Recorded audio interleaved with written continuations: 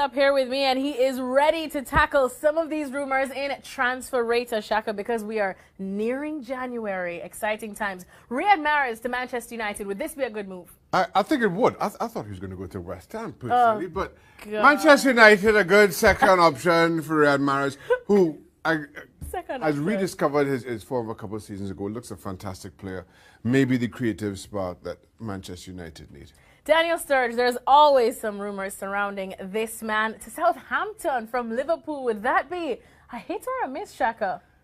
Taking West Ham out of the equation. Oh, taking West Ham out of the equation. I still think Daniel Sturridge is a wonderful striker. The issue is his injuries and how many minutes you can get out of him. The other issue is Southampton can't find the back of the net with too much frequency. So maybe he's a good option for them. Saying that, I think there are a number of other clubs who would also be interested in Daniel Sturridge's signature. I'm going to put this down as a miss because I think there'll be more than just Southampton interested in Sturridge, and he may opt to go elsewhere, taking West Ham out of the picture. Speaking of taking West Ham out of the picture, since we are for all of these, Paulo Dybala, I know that he's somebody that you would love to have at West Ham, but that's not going to happen. No. He's been linked with Man United. Juventus have turned down a bid for him, but you would expect the Red Devils to come back. So would this be a good move for both the player and clubs? Let me see. Dybala would be a good fit anywhere he goes. If Manchester United pull this off, it would be an amazing coup for them. I think he graces United. He graces just about any club. It would be a hit if it happens. I'm not so certain that it does. Speaking of Manchester United, former Man United man, Johnny Evans now at West Brom. Could he go to the other side of Manchester? Yeah, well, we saw this crop up a month or two ago, and then all of a sudden, after the Van Dijk announcement going to Liverpool, because City had been linked with Van Dijk as well, this has come back in, of course, on the back of Vincent Kompany, again limping off just minutes into the game on the weekend. I'm going to put this down as a hit. Ooh. Not that I would have thought that Johnny Evans would be a Manchester City player, but given what Pep Guardiola has been able to get out of a couple of stalling players, a couple of stalling centre-backs, who thought we'd be talking about Man City with the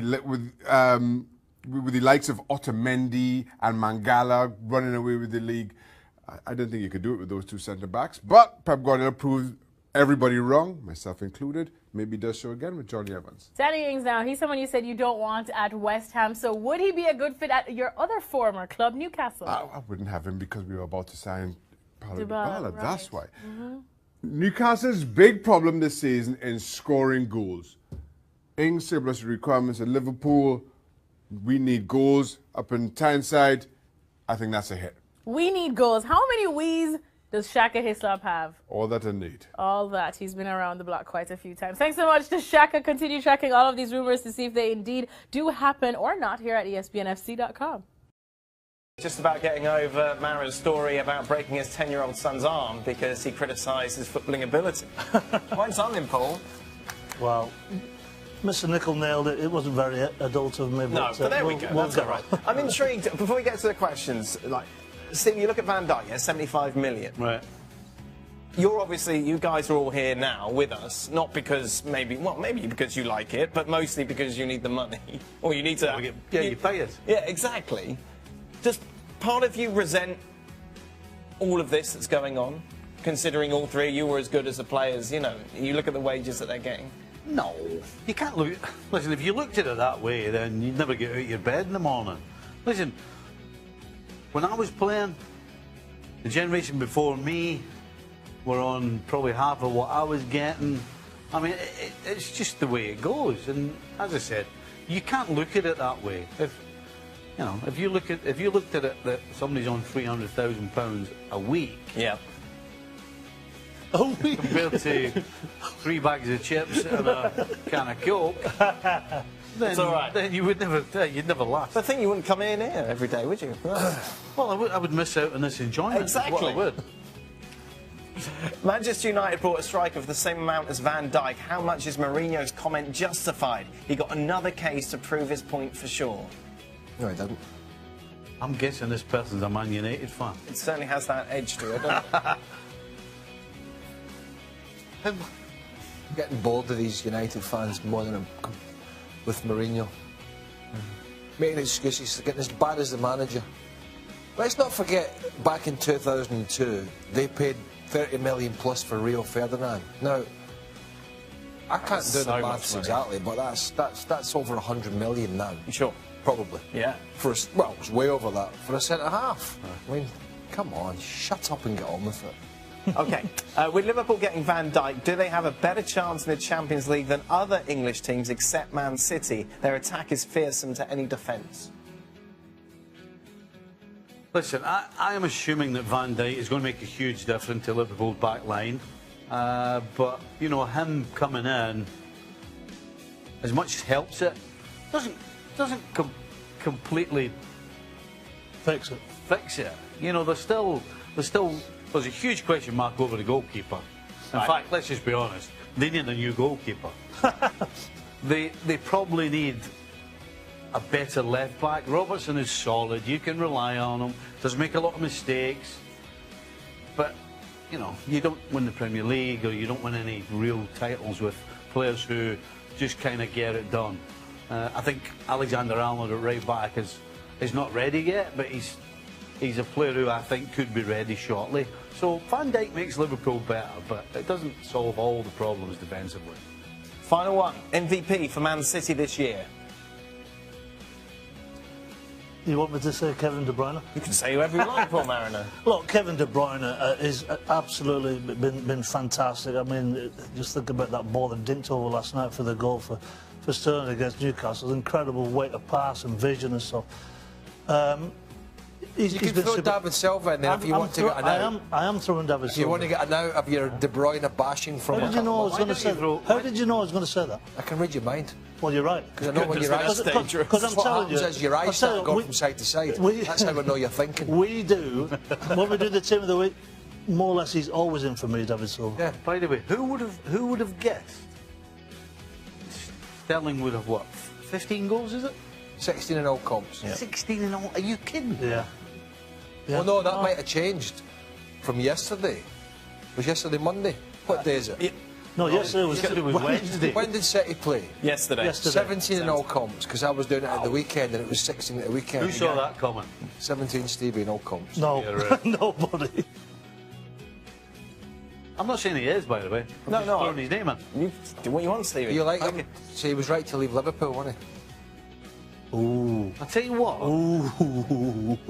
For his own career right now. It wasn't a good way he went about it. No, that was the problem I had with him. It was the right thing to do at the time, but the wrong way to go about it. The right thing to do for his career, because Manchester City were, because of the money they were were spending, and were always... You're getting a haircut tonight? I am as well. You getting your eyebrows cut? I need it done. No, I can't see you properly. I'm going to do that because my eyebrows are in the way. We can't focus in on his eyebrows, can we? Oh my God. What? Oh, Stevie, that's not your best face. This is it. Doesn't get any better than this. You need a trim. There you go. There's everything in there. There's fridge freezers in there, microwave ovens.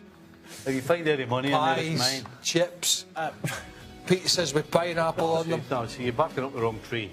Food, you won't find any food in there. That's it. We're done. New Year's Eve. What are you doing tonight, Stevie? Come on my bed. Oh. Will you watch the ball drop? Yeah, right. Oh, OK. I'll watch a ball drop. Yeah? Do you know Stevie has an interesting thing that he can't say Happy New Year to people? Happy New Year, Steve. Cheers. Same with Happy Holidays, Merry Christmas. You can just doesn't come out. What's wrong? I don't know. Julianne is with us. Julianne, what are you doing tonight?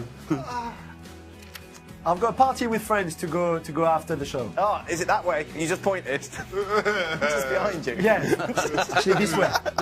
OK, boys, do you think Diego Simeone is the perfect replacement for Jose? No, I don't, actually. Listen, he's shown that he can organise, he can fire his team up. I'm not so sure he's shown that he can get a team to play all-out attacking, stylish football. I think Manchester United, as a club, certainly in not only recent years, but their history has been all about attack. I'm not so sure that that's what he's all about. Certainly it's not what Mourinho's about. And if anybody's got a problem with Mourinho, it's generally about the style of football. So I think they have to go the complete opposite way and get somebody who likes to play with style. Julien, what do you think? Yeah, I agree with Stevie. I'm not sure Simeone fits the philosophy of the club. I'm not sure it would be ideal replacement for Mourinho. Go and get Pochettino. You know, just give him a blank check. Get Pochettino from Spurs and give him like all the money he wants to build Spurs a winning team. I didn't realise Julien didn't like Spurs. Spurs fans will be happy. They won't be happy when the ball drops, Spurs fans. No. Next question, Shaka. It's talking about Christmas holidays. Oh, wait, my phone has just died. I've just got it on. Shouldn't the Prem reduce the number of games over the holiday period? Well, that's been an argument within English football for a long time for a number of reasons. But the general thinking is this is when people are off. This is when they're going to I like it. As a neutral and as a fan, I enjoy the number of games. I have no problem with it. I have no problem playing them either. Did you ever get tired? Do goalkeepers get tired? We're the hardest working players on the field. In terms of what? In terms of hard work. Stevie, holidays, change it? Not at all. Julien? I would change the 2 games in 2 days. They're like Saturday, Monday, or Sunday, Tuesday. I think that's too much. I would keep Boxing Day, but just space out a little bit more the games. Who is more likely to make the switch from PSG to Madrid in the coming years, Neymar or Mbappe? Julien? No one. No one. Leave our players alone. Don't go and buy someone else. What do you mean? Hold on. Buy someone else. Whoa. What do you mean our players? I thought you were supposed to be impartial, Julien. Leave our players. What's that all about? Apart from PSG. Yeah. 1 minute, leave our players alone. You know what?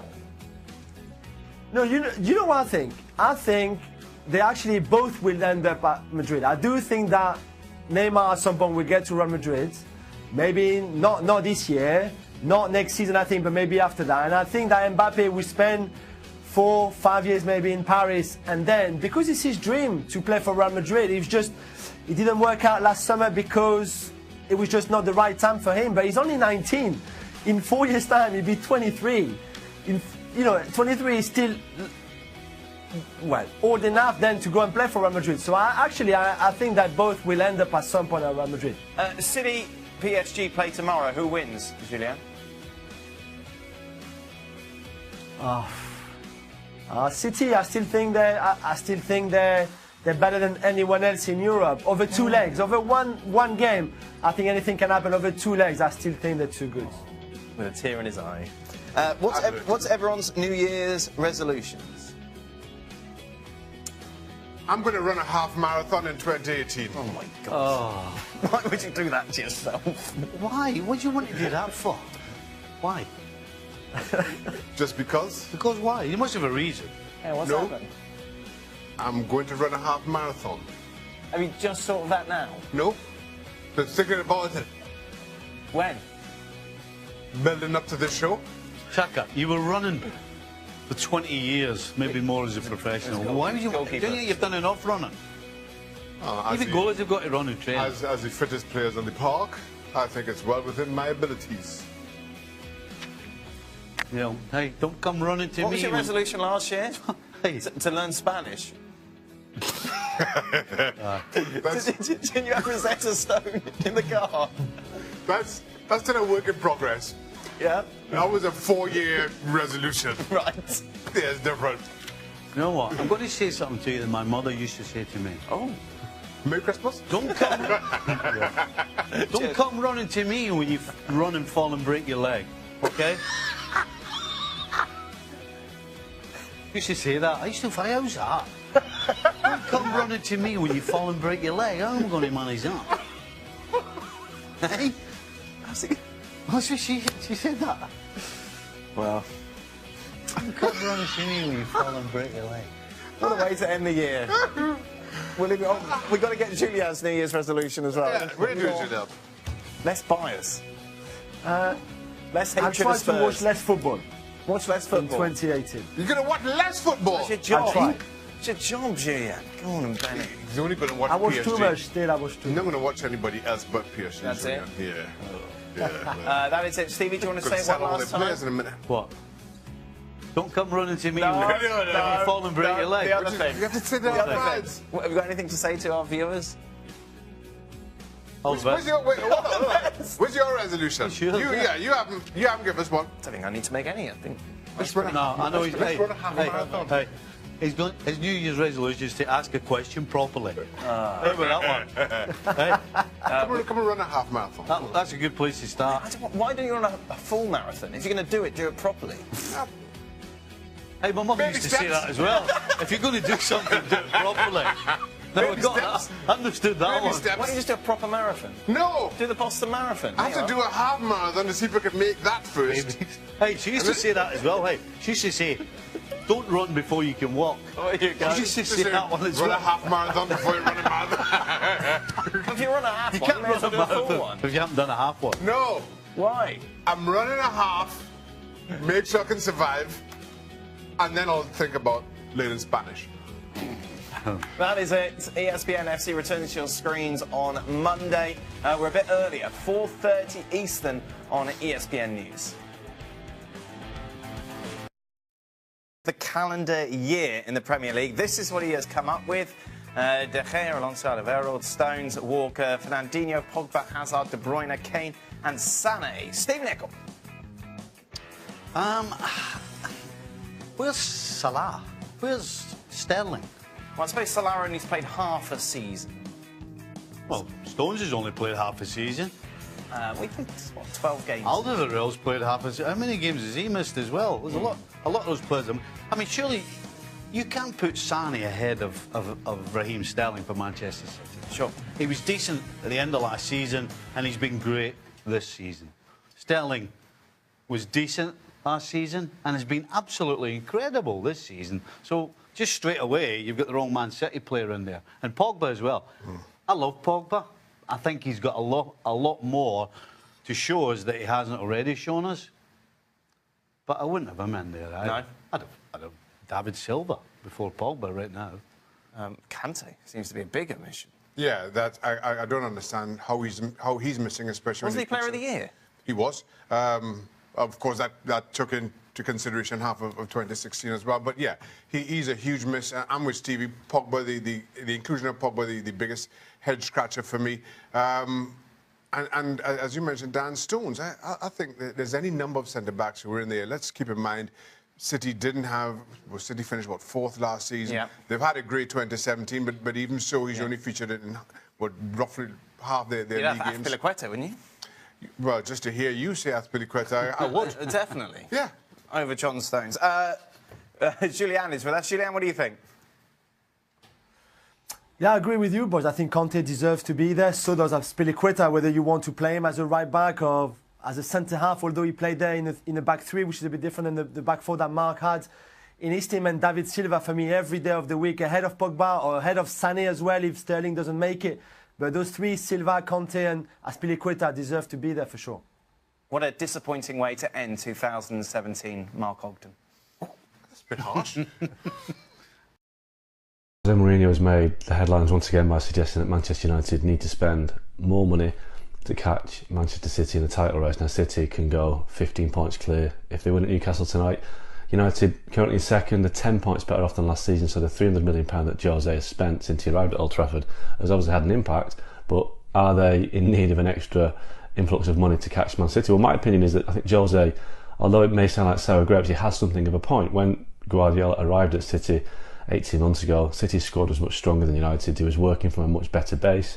He just had to get an underperforming squad working better again, whereas United, Mourinho inherited a squad of a mismatch of players from Lou Van Gaal, from David Moyes, even from Sir Alex Ferguson, the kind of remnants of that era. So I think Mourinho is paying the price for, you know, post Ronaldo's sale in 2009, United spent about 2 or 3 years looking for value in the market, signing players like Chris Smalling, Michael Owen, Bebe, Antonio Valencia, who's still there. But at the time, City were spending money on people like David Silva, Yaya Toure, Sergio Aguero, spending more, not spending crazy amounts of money, but spending more to make better investments. And that, for me, is why the two clubs are where they are now. City had looked for the long term back in 2009, 10, 11. United was short term, looking for cheap fixes, and it didn't really work. So, yes, there is a gap between the teams now, and it's based on underspending 7 or 8 years ago. So Mourinho does need to spend more to catch up. In between Pep and Jose, the spending differentials around about £75 million, so it's not a huge amount. But United have spent less than City and had an inferior squad when Mourinho arrived. So he's made United a better team. They're not as great to watch as they used to in the past, but they're second in the table, 10 points better off than last season. But they do need more money spent on the team to make them competitive for City. Like Mourinho says, teams like Tottenham aren't expected to win the league as much as United are. So the expectations are higher at United. I think United need maybe a right back, a left back. Luke Shaw doesn't seem to appeal to Mourinho. They need a commanding midfielder, and they need a number 10, a Hazard or a Coutinho. They don't have these players, and that assortment of players is going to cost around £200 million, so it's not a cheap exercise. Of the season, it's time to grade some of the team's performances. Manchester United have been given a B. Gab Marcotti, is that correct? I don't have a huge problem with this at all. We can all identify situations where United can play better, but it's a quantum improvement over where they finished last season, where they were last season for much of the year. And, it's not their fault. City are so much better. So, yeah, I'd give them a B or B minus with the urging that they can and must improve. I'd go a little bit higher. I'd go B+. I think despite the comparisons with Manchester City, who were just running away with the league, and despite the criticism of their style at times, United keep getting the job done. And you only have to look at the league table to say exactly how good that is. Top the group in the Champions League. So maybe, against the backdrop of City, you can see a B or maybe lower. But just in the overall perspective of how the season has gone, I don't think you could ask for a whole lot more. I'm with Shaka on this. I mean, Manchester United couldn't get in the top 4 last year. Now they're comfortably sitting in second. They're comfortably through to the knockout stages of the Champions League. So it has to be higher than a B. All right, then. The boys say Manchester United maybe deserve a B+ for the start of the season.